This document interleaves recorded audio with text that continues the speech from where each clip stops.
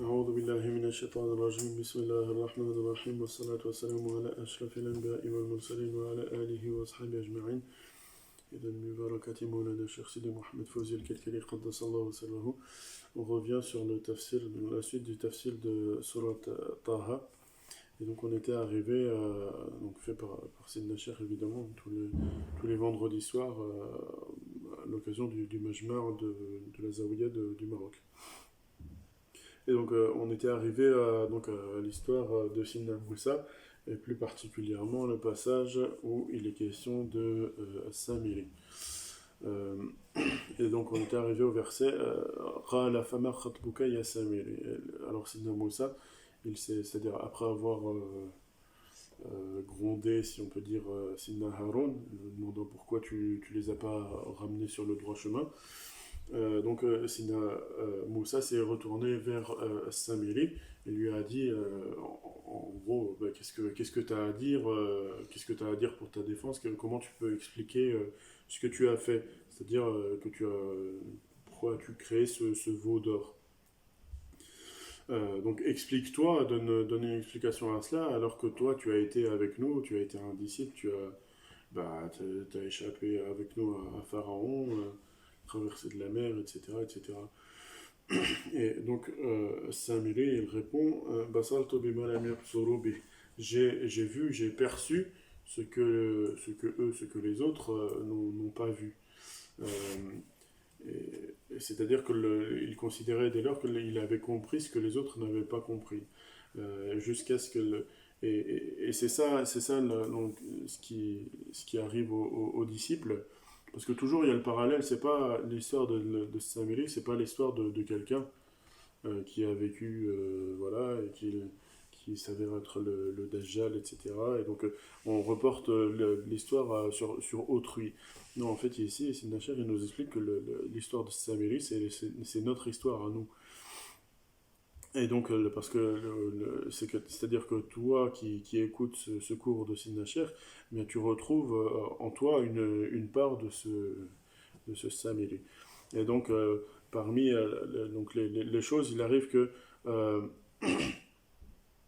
le disciple, lorsqu'il parvient à comprendre ou quand il parvient à certaines compréhensions ésotériques, c'est-à-dire il prend la confiance par rapport au secret et il se met à se reposer sur son intellect, sur sa propre pensée, et à partir de là, il commence à faire des liens entre les paroles c'est-à-dire là il s'agit de Samiri, donc il a commencé à faire des liens entre les paroles, les enseignements de Sidna Moussa.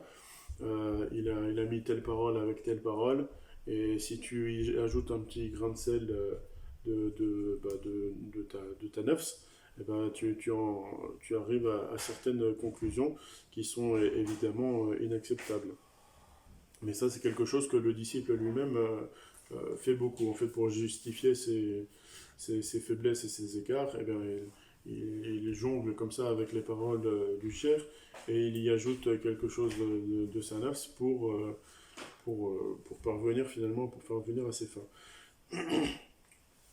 Donc si tu compares en vérité ici Samiri avec Sidna Haroun, et il y a évidemment une très grande différence, puisque Sidna Haroun, son seul et unique souci, ça a été de réunir, de maintenir le groupe jusqu'au retour du cheikh en fait, au retour de Sidna Moussa. Tandis que Samiri, lui, il a produit un veau d'or.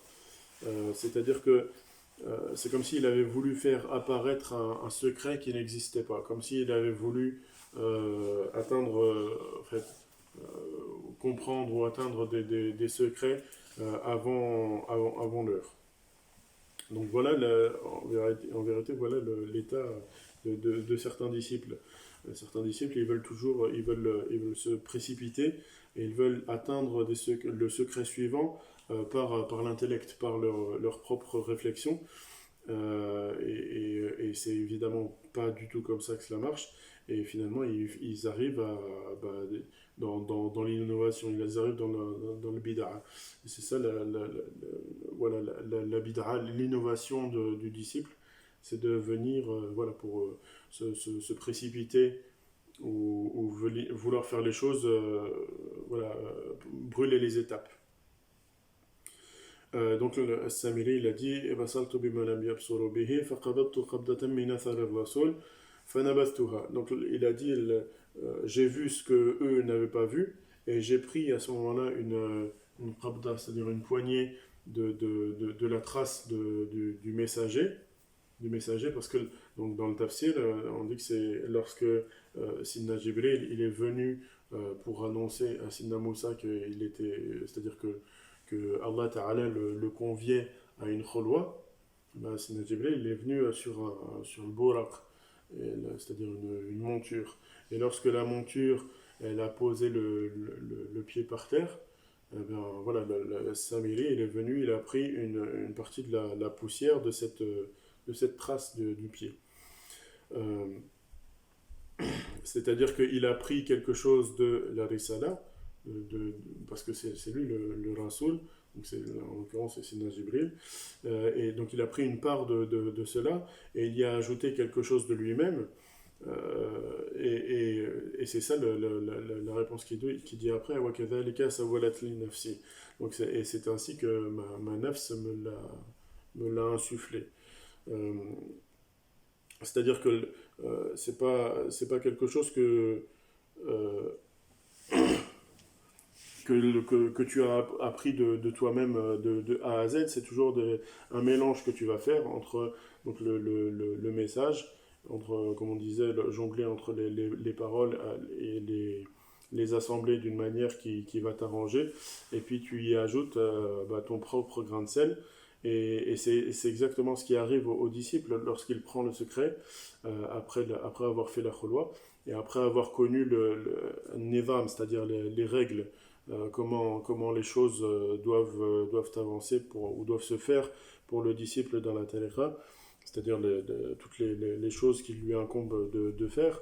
Et donc il va construire sa kholwa ou son cheminement spirituel sur des signes. C'est-à-dire il y a des étapes claires. Et si tu brûles ces étapes pour accéder au secret suivant avant l'heure, et bien à ce moment-là, tu tombes dans l'erreur. C'est-à-dire oui, tu y ajoutes, c'est comme ça que tu ajoutes des choses qui relèvent de ton intellect et qui ne relèvent pas qui ne sont pas quelque chose de divin, qui t'amène à une connaissance divine. Donc, j'ai pris une poignée de cette trace du messager, c'est-à-dire, donc on disait, le buraq qui est venu apporter Sidna Jibril pour annoncer à Sidna Moussa qu'il allait faire la kholwa. Et c'est-à-dire que le Samiri, il savait que dans cette trace, il y avait quelque chose, et ça, il le savait pas de lui-même, voilà, il le savait grâce à la sohba, au compagnonnage de Sidna Moussa. Et il avait appris donc de ce compagnonnage que lorsque l'ange descend sur terre, il ne laisse que du khair, que du bien et de la lumière. Et donc forcément, là où il va poser son pied et laisser une trace, et bien là, il y a quelque chose, c'est-à-dire il va apporter la vie. C'est pas, cette terre, elle est bénie, il y a une baraka, elle est porteuse de vie. Et donc, puis après ça, sa nafs lui a dit, donc ça, c'est des informations qu'il a pris du shir, c'est-à-dire de Sidna Moussa. Et il a ajouté à cela quelque chose qui venait de sa nafs. Donc sa nafs lui a dit mélange ton or, parce que chacun à ce moment-là, chacun des membres du peuple des enfants d'Israël, se sont mis à jeter l'or qu'ils avaient ramené de chez Pharaon, parce que cet or, il était sale et il avait une mauvaise influence sur leur cœur, parce qu'il venait du pays de Pharaon. Et donc, lui, il avait une part d'or à jeter comme tout le monde. Et donc, Sanaf lui a dit de prendre, lui a insufflé de prendre une partie de cette terre de la trace du messager et de la mélanger avec l'or qu'il était censé jeter. Mais ça suffisait pas, parce il a ajouté en plus de ça le idhn. C'est-à-dire qu'il a demandé, avant de jeter, ça c'est dans les tafsirs de cette histoire, tout est détaillé comme ça. Donc il a demandé le idn à Sidna Haroun, il a demandé le idn au prophète, alayhi salam. Et donc il lui a dit, est-ce que je jette ce que j'ai dans les mains? Et à ce moment-là, Sidna Haroun, il lui a dit, oui, vas-y, jette. Et à ce moment-là, c'est là qu'il a fait cette invocation, comme s'il avait caché à Sidna Haroun que bah, son projet, son dessin. Il avait caché qu'évidemment, il ne lui a pas expliqué qu'il y avait de la terre, etc. Mais donc, il a simplement attendu, parce qu'il avait besoin du idn d'un prophète pour que son affaire, eh ben, elle réussisse. Et donc, quand il a jeté, il a dit à cela, donc il a dit Kuni Ijla, il a dit sois un veau, deviens un veau. C'est-à-dire que c'est ainsi que le disciple il va prendre une loi ou une règle ou un ta'sil, c'est-à-dire un fondement de la tariqa. Euh, euh, oui, il va le mélanger en fait avec un autre fondement ou avec une autre parole du cheikh pour faire descendre quelque chose, pour descendre lui-même vers quelque chose de dunya. Euh, C'est-à-dire on mélange les choses, les enseignements ou les fondements de la tariqa pour ramener une interprétation nouvelle et pour finalement se libérer d'une culpabilité qu'on porte. C'est-à-dire on n'accepte pas d'avoir été faible ou d'être en tort sur quelque chose vis-à-vis vis-à-vis d'Allah, vis-à-vis de notre engagement. Et donc on cherche des issues. Et pour cela, on manipule et on jongle entre les paroles du cheikh et entre les règles et les fondements de la tariqa. Et c'est comme ça que le disciple finit par tomber dans l'éloignement et qu'il veut rendre halal ce qui est de toute évidence haram, qui est illicite. Et pour cela, certains vont se servir de versets de tahqiq. C'est-à-dire que si tu prends certains versets, voilà, ça c'est évident pour ceux qui ont fait la khulwa, si tu prends certains versets et que tu le considères du point de vue de la marifa, eh ben ça va te rendre, tu vas croire que ça va te rendre du coup licite ou alléger la gravité de ce que tu fais ou de ce que tu aimes commettre comme péché. Et donc tu vas ainsi relativiser finalement toutes les choses graves que tu peux commettre. Et donc tout ça, évidemment, ça vient de la nafs et ça n'a aucun lien avec les véritables soufflés, les Ahl-Allah. Et donc le disciple, il peut ainsi se laisser entraîner par... C'est comme ça, en parlant de tahqiq, c'est-à-dire en parlant de ma'rifa, il va s'autoriser tout et n'importe quoi, et finalement il va s'égarer, il va tomber dans l'éloignement. Donc Sina Moussa, il a dit à ce moment-là, après cela, il a dit au Samiri, il a dit قال فاذهب فإن لك في الحياة أن تقول لا مساس. Donc il lui dit pars, attends, et en gros il n'y a plus aucun lien entre toi et nous, c'est ça que ça veut dire. Il n'y a plus de voilà, il y a plus de c'est-à-dire que le Sina Moussa il lui a dit on t'a expliqué le tawhid, on t'a tout présenté. Et toi t'as choisi clairement ton chemin. Euh, Parce que oui, effectivement, donc Samiri, c'était un disciple comme les autres disciples, et dans l'apparence, il extériorisait donc l'iman c'était quelqu'un qui avait la foi, qui croyait en Sina Moussa, qui croyait au message, etc., qui était sincère. Et alors que, en vérité, dans son cœur, il avait l'amour du veau, l'amour l'adoration de veau. Et donc il extériorisait un cheminement sincère avec la wasita, avec Sina Moussa, et il intériorisait quoi? C'est pas l'adoration du veau, c'est pas quelque chose qui est arrivé comme ça Non, c'est sa vie passée, c'est son passé. Et c'est ça, en fait, ce qui arrive avec le disciple, c'est que le disciple, il vient dans la tariqa, mais il vient avec un passé. Et chacun vient avec un passé, et certains, ou le disciple de manière générale, il vient avec un passé, surtout avec des choses dont il n'arrive pas à se débarrasser. Et ces choses dont il n'arrive pas à se débarrasser, ça reste, et c'est un point noir qui reste dans le cœur de chacun.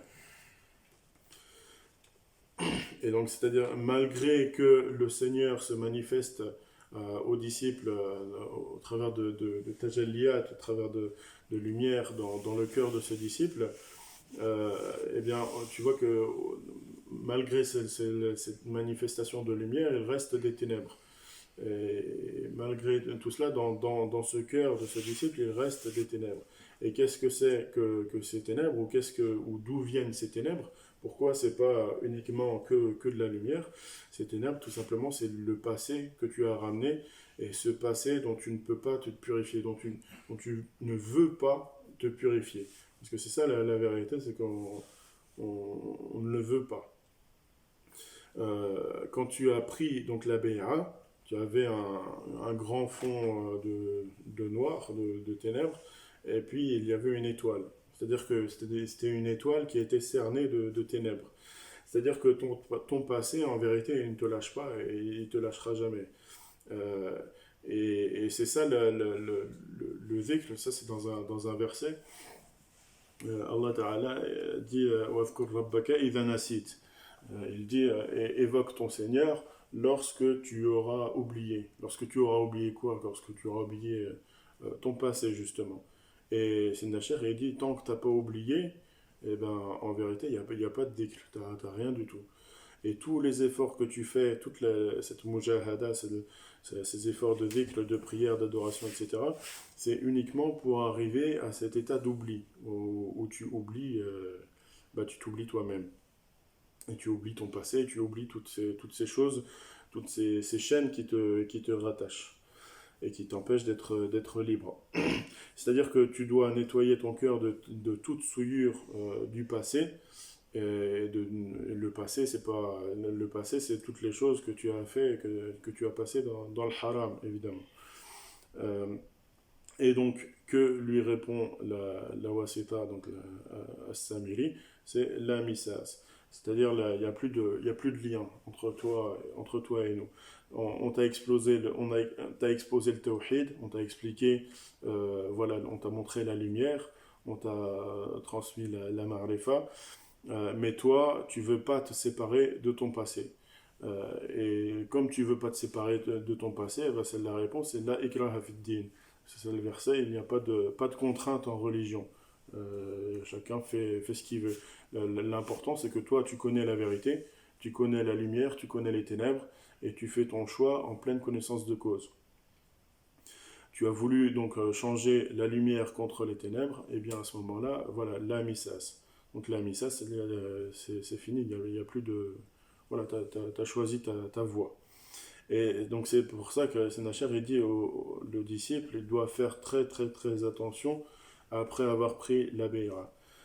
Vraiment très attention, parce que si tu viens à modifier un seul fondement, une seule base fondamentale du cheminement, ou si par incompréhension ou par mauvaise compréhension des secrets, tu finis par ajouter ou diminuer selon ce que te dicte ta nafs, eh bien à ce moment-là, sache que tu es un munafir, tu es un hypocrite. Wa inna laka maw'idan lan tukhlafa. Donc c'est Sina Moussa, il dit après ça, et tu as un rendez-vous, il y a un rendez-vous pour toi dans le futur auquel tu n'échapperas pas. C'est-à-dire que Sina Moussa, il dit à Samiri, on va se retrouver. Et c'est ça, parce que la lumière, enfin, où que tu ailles, tu vas te retrouver avec elle. C'est-à-dire tu vas devoir... c'est-à-dire parce que Allah nour samawati wal ard. Allah est la lumière des cieux et de la terre. Donc cette lumière, tu vas la retrouver où que tu ailles. Tu vas pas pouvoir fuir des cieux et de la terre. et dans la tombe, tu retrouveras le problème de cette lumière. Et donc, en fait, si tu as renié ici-bas, tu retrouveras ça dans l'akhira, dans l'au-delà. Et tu retrouveras quoi? Tu retrouveras ce que tu as renié. Tu retrouveras ce même problème que tu as fui ou ce dont tu t'es détourné. Et donc, selon le tafsir, donc les gens du tafsir, ils ont expliqué que Samiri, euh, ça c'est une évidence, que le Samiri c'est le Dajjal. Et donc, à partir de là, comme quand tu lis cette histoire ou ce récit dans le Coran, tu sais que le Samiri c'est le Dajjal, eh bien, tu comprends que le Maw'id, donc le rendez-vous ou la rencontre à venir prochaine, eh ben, c'est quand évidemment le Dajjal il reviendra à la fin des temps et qui fera ses tours et pour égarer les gens, etc. etc. Et à ce moment-là, enfin, c'est comme ça que tu tranquillises un peu ta nafs. Mais le problème, c'est que non, c'est pas l'histoire de Samiri, c'est pas l'histoire de cet être, de cet individu, parce que toi-même, tu es concerné. Euh, et toi-même, donc c'est à toi que s'adressent aussi ces versets, c'est-à-dire que c'est toi qui vas retrouver, tu as un rendez-vous plus tard auquel tu ne pourras pas échapper. C'est-à-dire que tu vas retrouver cet imam que tu avais pris et dont tu t'es détourné. Et ça, il y a dans un hadith, le prophète alayhi salam dit que celui qui devance l'imam dans la prière, il est ressuscité au jour dernier avec une tête d'âne. C'est-à-dire celui qui devance l'imam qui fait le recours avant l'imam, ou qui fait le soujoud, ou qui se relève du soujoud avant l'imam, celui-là, il viendra à Yom al-Qiyamah avec une tête d'âne. Ou celui qui le devance dans la lecture du Coran, c'est des chers qui disaient ça aussi, d'ailleurs celui qui le devance, en fait, dans tout, celui qui devance l'imam, eh ben, il sera ressuscité avec une tête d'âne. Et avec une tête d'âne, la tête d'âne, tu ne l'auras pas dans la dunya, c'est-à-dire ta tête ne va pas se transformer. Je vais prendre une tête d'âne comme. Voilà, c'est simplement que tu vas avoir. L'âne, en fait, ça renvoie à l'ignorance et à la bêtise. Et donc, c'est-à-dire que tu auras des comptes à rendre euh, pour cette bêtise et pour cette ignorance, et ces comptes, tu les rendras avec l'imam que tu avais choisi de suivre. Et donc, si tu es bien dans la dunya, eh bien, évidemment, tu seras bien dans l'au-delà, et vice-versa. Si tu es mal dans la dunya avec cet imam, si tu ne l'as pas suivi comme il fallait, eh bien, tu seras mal dans l'au-delà. Ensuite, Sina Moussa, il ajoute à Samiri, il dit وَانظُرْ إِلَى إِلَهِكَ الَّذِي ظَلْتَ عَلَيْهِ عَكِفًا لَنُحَرِّقَنَّهُ. Et regarde vers cette divinité que tu as pris en adoration, nous allons la brûler. Parce que c'est ça en fait, c'est ce que tu as ramené jusque c'est-à-dire cette chose que tu as fini par, qui était tellement grande et qui tellement ancrée en toi, ce point noir tellement, tellement grand en toi, tu l'as tellement, c'était tellement fort que tu as fini carrément par le ramener dans le monde physique. C'est-à-dire ce veau, il n'était pas seulement dans ton cœur, tellement c'était très fort, tu as fini par le ramener comme ça, un veau qui est devenu une divinité, enfin ta divinité. Et donc c'est exactement la même chose pour le disciple. Ce point noir qui reste dans ton cœur et que tu ramènes de ton passé, c'est-à-dire ton veau que tu ramènes avec toi dans la Taraka, ce point noir, tu as lutté contre lui, peut-être pendant des années. Tu as lutté, mais à un moment tu t'es fatigué et tu n'as pas persévéré. Et à la fin, c'est-à-dire que Siddheshwar, il dit tu seras toujours dans la Talekha, tu seras toujours là. Là, on parle de plusieurs années. Tu seras toujours dans la Talekha, mais ce point noir, il va finir par ressortir. Et il va t'apparaître comme Sanam, c'est-à-dire comme le veau, c'est-à-dire qu'il va t'apparaître dans le monde physique. comme une entité, une divinité qui va t'apparaître devant toi physiquement et tu vas te jeter, prosterner devant lui. Tu vas finir par l'adorer. Et ton truc du passé, toi évidemment, ça va pas être un veau, une vache ou quoi, parce que bah, c'est pas notre culture, etc. Mais toi, cette trace noire que tu ramènes de ton passé avant la Beira, avant la Tariqa, ça peut être par exemple quelqu'un qui aimait boire de l'alcool, ou quelqu'un qui avait l'habitude de désobéir à ses parents, ou quelqu'un qui avait l'habitude de faire zina, de forniquer, etc. Et donc, tous ces grands péchés, c'est le mubiqat. Le mubiqat, c'est les péchés qui font perdre la personne. Si tu ne t'en es pas débarrassé complètement, si tu n'as pas fait une tauba définitive et vraiment radicale, si tu ne t'es pas complètement, c'est déjà par d'un tajrid total, c'est-à-dire de se dépouiller totalement de ces péchés-là, eh bien sache que tu es un munafir, tu es un hypocrite, et c'est-à-dire que tu as un pied dans la lumière et un autre dans le feu. Et si le Seigneur, Allah Ta'ala, ne t'accorde pas une tauba totale, un repentir total, et ne te lave pas de ce péché, parce que c'est pas seulement faire le péché, ça peut être simplement d'y penser, ou d'y penser avec nostalgie, ou ouais, d'y penser comme quelque chose de bien, ou de drôle, ou de comme ça. Et donc si le Seigneur ne t'accorde pas une tauba totale et ne te lave pas, ne te purifie pas de ce péché, eh bien le péché il reste, de toute façon tu le ramènes avec toi, et il finira par se manifester à toi comme une statue, comme un sanam, comme une idole. Et cette idole, tu ne pourras pas résister quand elle se manifestera à toi, parce que elle viendra évidemment dans... Faut pas voir au début du cheminement, c'est avec les années, les choses deviennent très difficiles. Au début, on est plein de zèle, plein d'entrain, mais avec le temps, la nefs, elle se fatigue, et un jour viendra, donc ce sanam, cette idole, viendra, et toi, tu seras comme, Sidichel a dit, tu seras comme un enfant, ou comme un moineau devant cette idole, c'est-à-dire tu pourras pas, tu n'auras aucun moyen de lutter, et tu vas t'écrouler, tu vas te prosterner devant elle, c'est-à-dire tu vas faire cette chose-là. Et donc d'où, Nachar dit la dua qu'on dit tout le temps, Allahumma asturna fawqa al-ard, wa tahta al-ard, wa yawm al-ard. Donc on implore Allah de nous couvrir sur la terre, sous la terre, et le jour de la reddition des comptes.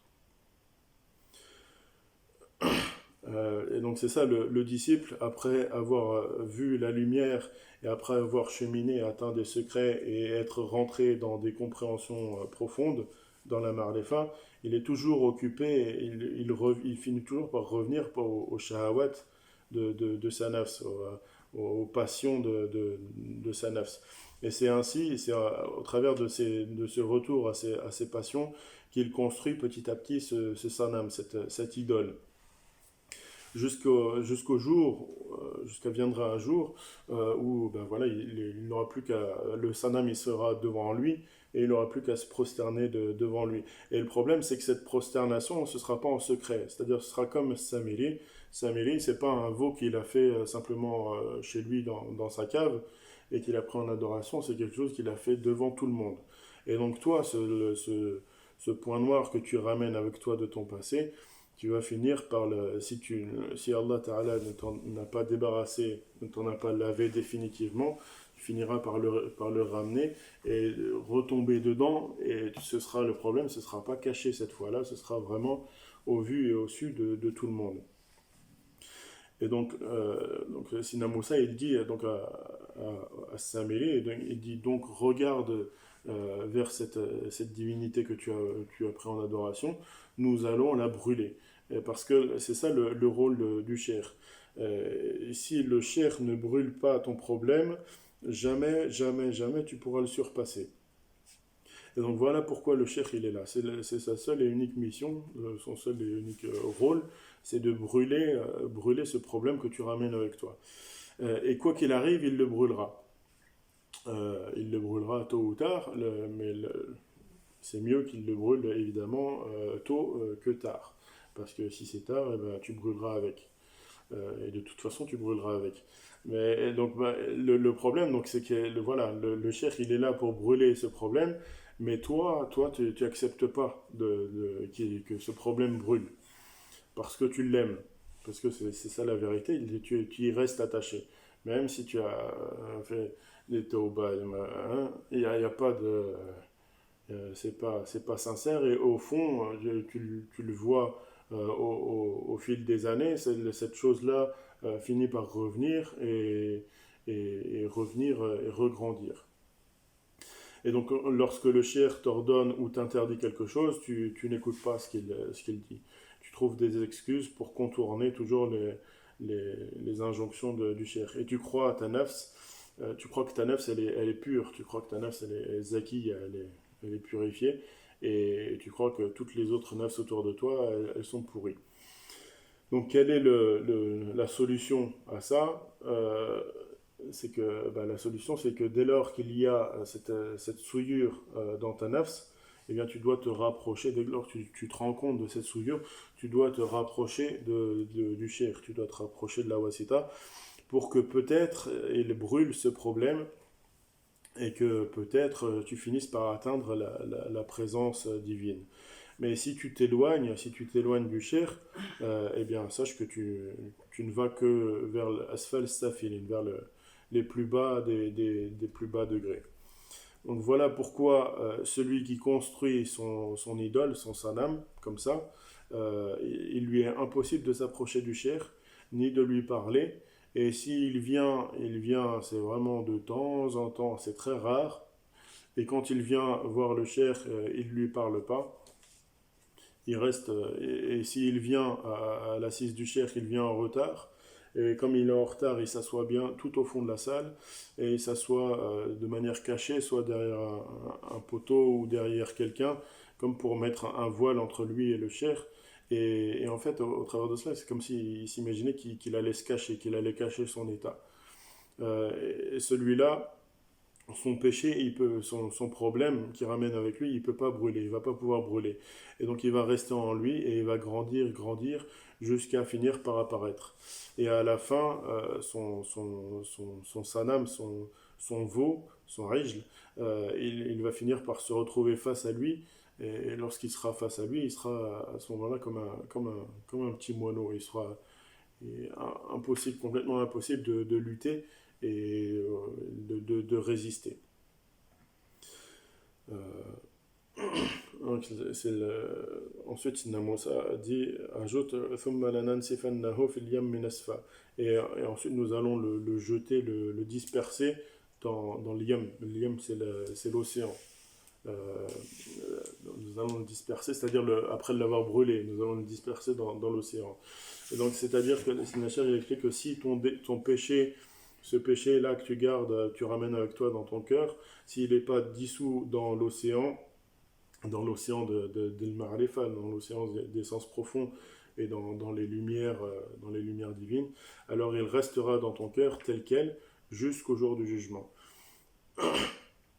Donc voilà pourquoi le mourid, lorsque le cheikh lui parle, lorsque le cheikh lui dit des choses qui sont pour lui dans son intérêt, le mourid se met en colère. Et il n'accepte pas ce que le cheikh peut lui dire et il rentre chez lui et il n'arrive plus à trouver le sommeil et il se tourne et il se retourne et il pense à ceci et il pense à cela.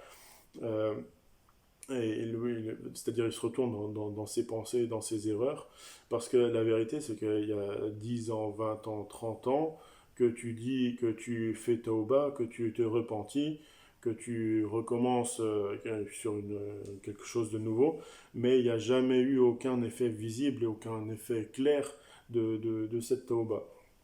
À chaque fois tu commences une nouvelle page, C'est-à-dire que chaque fois, par exemple, le jour de l'Aïd, tu t'habilles avec des vêtements blancs et tu te dis, ça y est, je commence une nouvelle vie, je commence des nouvelles, comment on appelle ça, pour une nouvelle année, des résolutions. Et à chaque fois, tu fais des nouvelles pages et tous les jours une nouvelle page. Et à la fin, dis-nous combien tu as acheté de cahiers. Parce que là, tu dois avoir une sacrée bibliothèque. Et le problème, c'est que même ta nouvelle page aujourd'hui, c'est une poubelle. Elle est elle-même souillée. Donc, c'est des chers et dit donc réveille-toi. Voilà pourquoi ne peut rester dans la proximité du cher que ceux qui sont vraiment que les moins que rien, les plus méprisés, les plus méprisés qui se méprisent eux-mêmes. Ceux qui sont brisés, ceux qui sont anéantis, et ceux qui n'ont plus que leur Seigneur. Et ceux-là, tu les reconnais parce que leurs paroles, ils ne parlent pas beaucoup, et lorsqu'ils parlent, ils parlent tout bas, et parce ils ont peur, ils ont cette crainte d'Allah. Ils ont peur de dire des bêtises ou de voilà. Ça c'est le trait de caractère de ces gens-là. Quant à celui qui parle beaucoup, qui parle fort et qui ose voilà, s'avancer sur des choses, sur des sujets qu'il ne connaît pas trop ou quoi, sans retenue, celui-là, en vérité, on a peur de lui, on a peur de ce qu'il va faire, de ce qu'il va devenir. Donc Sidna Moussa, il dit ensuite Innama ilahukumullah, donc plutôt votre Dieu, c'est Allah. Donc pourquoi, dès lors que votre Dieu c'est Allah, pourquoi êtes-vous sorti du ha, du lam et du alif? Innama ilahukumullahu alladhi la ilaha illahu wasi'a kulla shay'in ilma. Donc votre Dieu c'est Allah qui est tel qu'il n'y a pas de divinité en dehors de lui et il sert, il embrasse toute chose de sa science. Donc c'est ça, il embrasse toute chose de sa science. Quand tu as appris le jam', ça c'est c'est-à-dire le secret de la kholwa, à ce moment-là, c'est facile. Le premier secret, c'est facile. Parce que c'est la réunion, c'est le tout. Et ça, c'est quelque chose qui est facile pour la nafs, qui est très facilement acceptable. Mais lorsque tu as commencé à accéder al farq, c'est-à-dire les secrets qui viennent après, c'est là que sont venues les difficultés. Et ça, si c'est difficile pour toi à la suite, c'est simplement la preuve que tu n'as pas compris le jama, tu n'as pas compris la première étape de cette, c'est-à-dire la kholwa. Et tes démons du passé, ils te suivent, ils te traquent et ils veulent te pousser hors de la lumière. C'est ça le verset. Allahu waliyul ladhina amanu yukhrijuhum min adh-dhulumati ila nur. Allah est le wali de ceux qui ont la foi, il les fait sortir des ténèbres vers la lumière.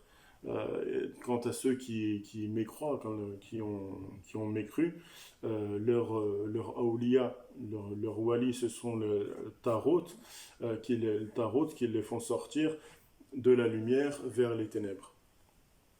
Donc pose-toi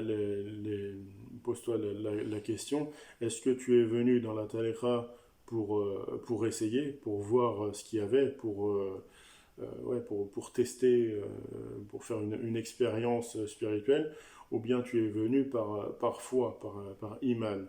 Et ouais, tu es venu pour l'iman, c'est pour la purification.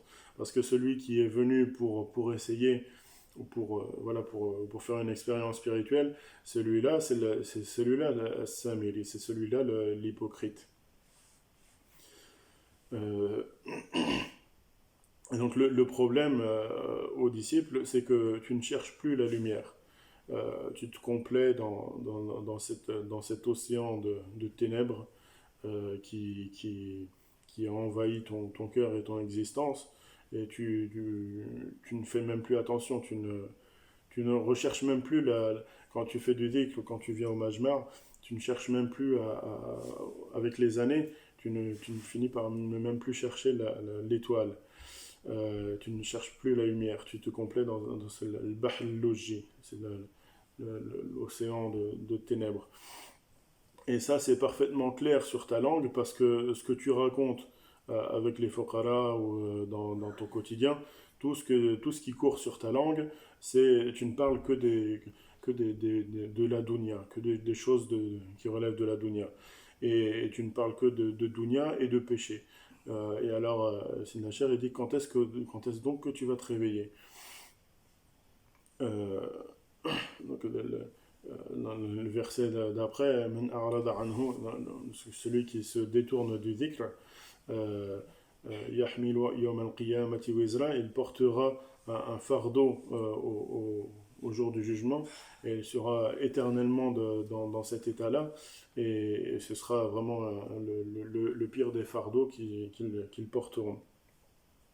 C'est-à-dire que ce problème qu'ils auront ramené avec eux et dont ils ne se seront pas débarrassés dans la dunya en le brûlant par la lumière, c'est-à-dire soit tu le brûles, soit tu le ramènes avec toi dans l'au-delà. Et si tu le ramènes avec toi dans l'au-delà, et bien à ce moment-là, c'est là que vont commencer les vrais gros problèmes. Euh, donc la qabda, c'est-à-dire que tu ne cherches plus la lumière et tu te complais dans cet océan de ténèbres voilà, comme tu t'es habitué à cela, parce que la vérité c'est que tu ne cherches plus la lumière tout simplement parce que la lumière, cette étoile que tu es censé rechercher, elle va brûler toutes ces ténèbres. Et le problème c'est que toi, non, tu veux pas qu'elle brûle parce que toi, ces ténèbres, tu les aimes. Ces choses-là que tu ramènes avec toi, tu les aimes et tu veux pas t'en séparer. La vérité, c'est que au début, tu te mentais à toi-même, tu te disais oui, il faut que je vais chercher la lumière, etc. Mais la vérité, tu la découvres avec les années et tu découvres qu'il y a des choses que tu aimes de ton passé, de toi-même, et dont tu ne veux pas. C'est pas que tu ne peux pas, c'est que tu ne veux pas t'en séparer. Et donc ces ténèbres, elles vont finir par s'amasser, par se rassembler, et ils vont devenir une khabda, une poignée ou un condensé noir. Et c'est ça le Jahannam, c'est ça l'enfer.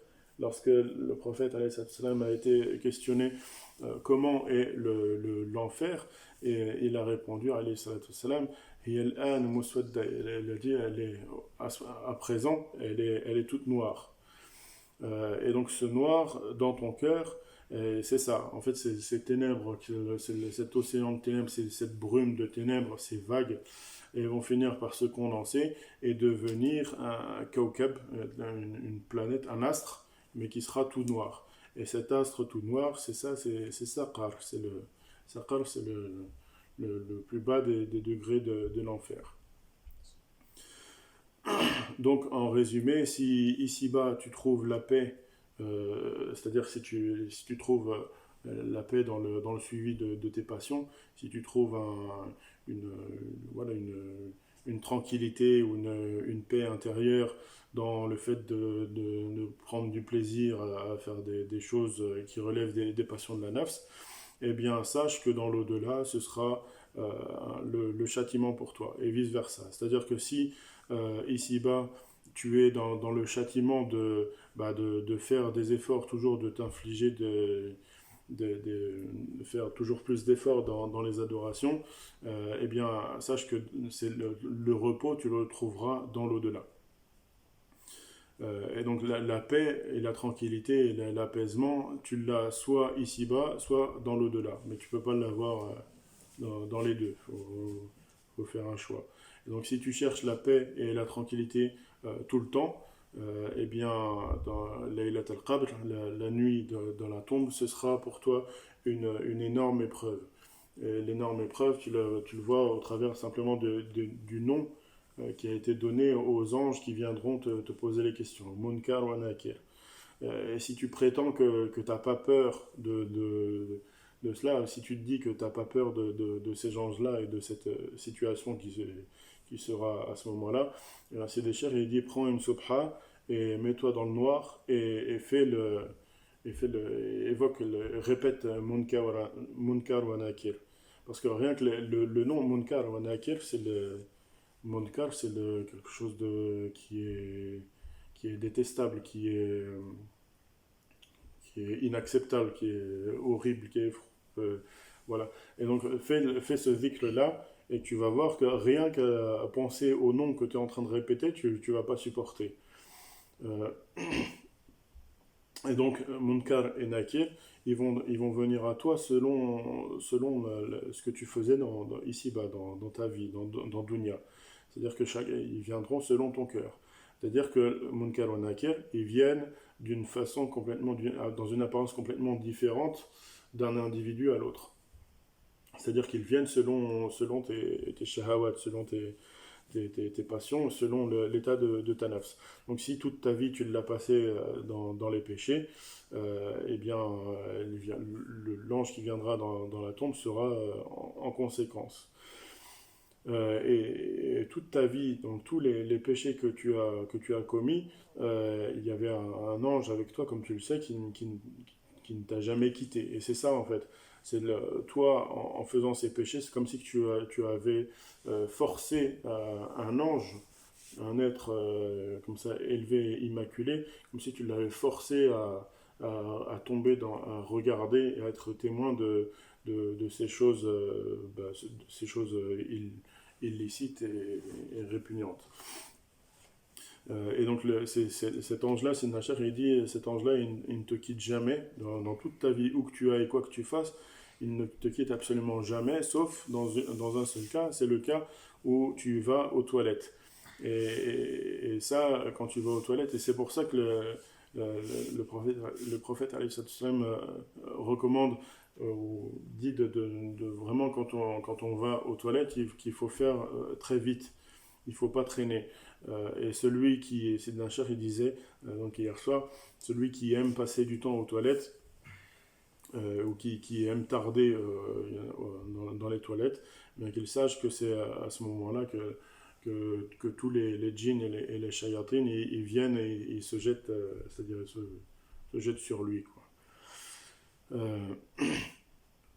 Donc voilà pourquoi on demande Thabat. Thabat, c'est le fait de rester droit dans ses bottes, le fait de rester droit, solidement ancré dans la voie. Et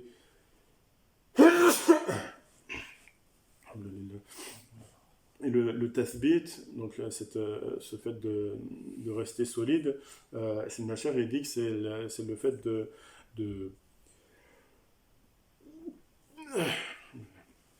c'est dans le fait de rester dans un effort continu.